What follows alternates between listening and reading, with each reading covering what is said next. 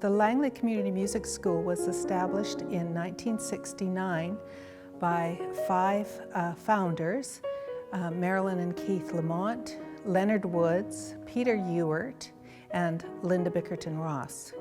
And in 2001, we were very fortunate to achieve success with our capital campaign, and we now have a beautiful 19,000 square foot facility that's dedicated to music education and the presentation of music. Leonard gave us some wonderful collections and several of the Carle Hessay paintings that we're very privileged to own. Then, of course, we received a wonderful, stunning Hessay from Dr. Mady Hilmo. I just love the darkness, the blues and the hues, and then the vibrancy of the village that it's showing in red. And I can come up with all sorts of scenarios that are personal to me, but then I can see that the children play on that wall across from the painting in our lobby and stare at that picture. And it takes them a while to figure out what it is.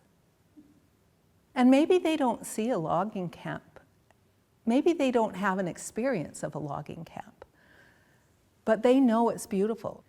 And so they can take their own images from it.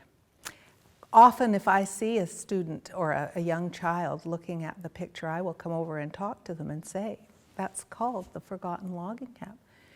And of course then, then they look at it maybe in a different way, and we talk about it.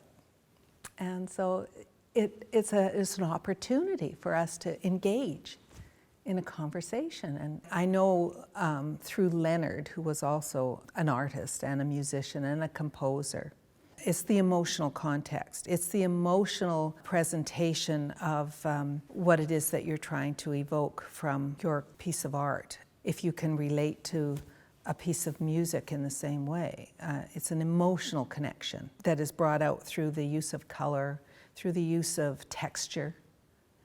The same vocabulary exists in both elements of music and in art. We talk about texture, we talk about color, and line, and shape.